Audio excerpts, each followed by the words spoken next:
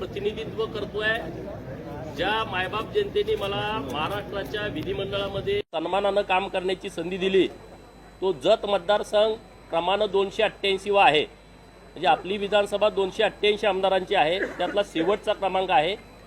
दुर्दैवानं प्रस्थापित राज्यकर्त्यांनी गेली अनेक वर्ष जतवरती सातत्यानं अन्याय केला। निसर्ग तर कायमचा कोपलेला आहे, निसर्गाने कायमचा अन्याय केला, परंतु ज्यांच्या हातामध्ये सत्ता होती, अनेक वर्षाची सत्ता होती, त्यांनी सुद्धा जतकडे दुर्लक्ष केलं, जाणीवपूर्वक अन्याय केला। जतच्या लोकांनी फक्त प्रस्थापितांच्या कारखान्यावरती ऊस तोडला पाहिजे अशा भूमिकेतून त्यांनी जतकडे लक्ष दिलं नाही। परंतु जेव्हा 2014ला देवाभाऊ या राज्याचे मुख्यमंत्री झाले आणि जतचं भविष्य बदलायला लागलं, आता मी तुमच्याशी बोलत असताना जत तालुक्यातील 60 गावामध्ये मैशालचं पाणी पोचलेलं आहे, शेतकऱ्यांच्या बांधावरती पाणी आहे। राहिलेल्या 65 गावामध्ये 2026च्या जूनमध्ये काही गावांना आणि 2027च्या जूनमध्ये जत तालुक्यातील शेवटच्या गावातल्या शेवटच्या शेतकऱ्याच्या बांधावरती मैशाल योजनेचं पाणी जात आहे। जत तालुक्याला दुष्काळी तालुका म्हणून बघितलं जातं, जत तालुक्याला मागासला तालुका म्हणून हिणवलं जातं, परंतु 2 वर्षाच्या नंतर या महाराष्ट्रातली कुणाची हिंमत होणार नाही की जत तालुका हा दुष्काळी तालुका आहे म्हणण्याची, जत तालुक्यामध्ये विकास झाला नाही म्हणण्याची। आणि म्हणून मी गेले वर्षभर जेव्हा आमदार झालो तेव्हा या मतदारसंघामध्ये फिरतोय, गावागावामध्ये जातोय, तर तिथली एक बाब अत्यंत जी महत्त्वाची आहे ती माझ्या निदर्शनास आली की जत हा दुष्काळी तालुका नाही आहे, ही दुष्काळी भूमी नाही आहे, जत ही देवभूमी आहे। कारण महाराष्ट्रामध्ये आणि देशामध्ये एका तालुक्यामध्ये एवढ्या मोठ्या प्रमाणामध्ये मंदिरं जतपेक्षा दुसऱ्या कुठल्या तालुक्यात असू शकत नाही असा माझा ठाम विश्वास आहे। कारण या तालुक्यामध्ये प्रभू रामचंद्रांचा या भागाला सहवास लाभलेला आहे। प्रभू रामचंद्र ज्या ज्या भागात जायचे तिथं तिथं महादेवाच्या लिंगावरती आडवे 3 रेषा ओढायचे आणि अशा खुणा आमच्या जत तालुक्यामधल्या मुचंडी गावामधल्या, सिद्धनाथ गावामधल्या, जतला लागून असणाऱ्या बॉर्डरवरच्या कर्नाटकातल्या रामतीर्थ आणि कोट्टलगी गावामध्ये जी महादेवाची लिंग आहेत तिथं या खुणा आढळत आहेत। म्हणजे प्रभू रामचंद्राचा सहवास या जत तालुक्याला लाभला होता। बकासुराचा वध पण जतमध्येच झालाय। भीमानी जो बकासुराचा वध केला तो जतमध्ये केलाय, याचं सगळं रेकॉर्ड आहे। तत्कालीन दक्षिण साताऱ्याचे जिल्हाधिकारी चिन्मळ गुंड नावाचे जे अधिकारी आहेत त्यांनी हे सगळं लिखाण करून ठेवलेलं आहे। त्यांनी याचं सगळं संशोधन घेतलंय। जे कलेक्टर होते दक्षिण साताऱ्याचे, आता आमचा सांगली जिल्हा आहे, पूर्वी तो दक्षिण साताऱ्यामध्ये होता, तर त्यांनी हे सगळं लिहून ठेवलेलं आहे।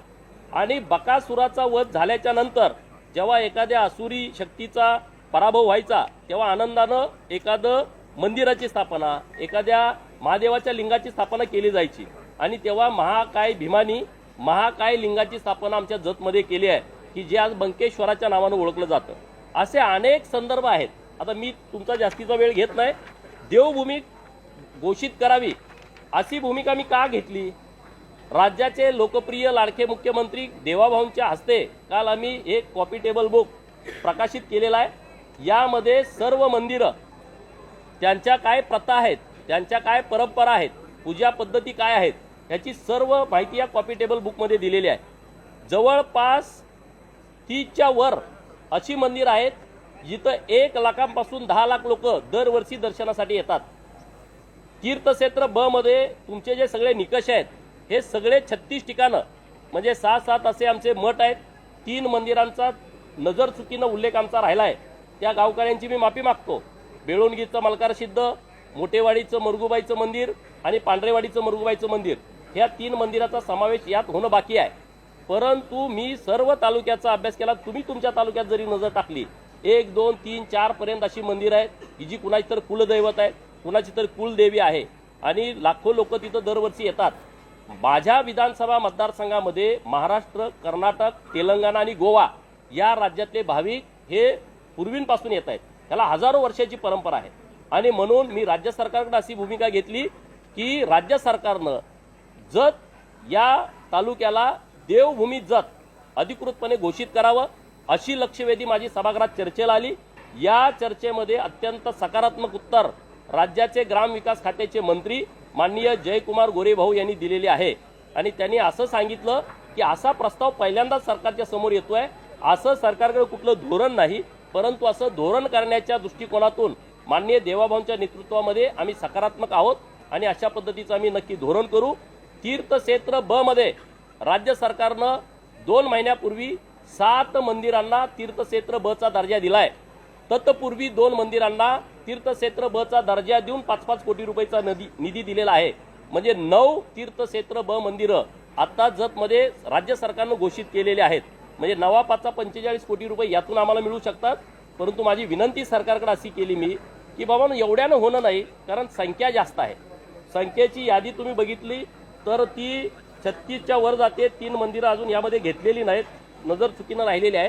तर याच्यासाठी राज्य सरकारने एक एकत्रित विकास आराखडा तयार करावा, राज्य शिखर समितीच्या समोर तो आणावा, राज्य सरकारनं त्याला निधी द्यावा आणि जर समजा इथं काही प्रमाणात निधी दिला आणि काही प्रमाणात निधी देणं शक्य नसेल तर तो एकत्रित आराखडा राज्य सरकारनं केंद्र सरकारकडे पाठवावा।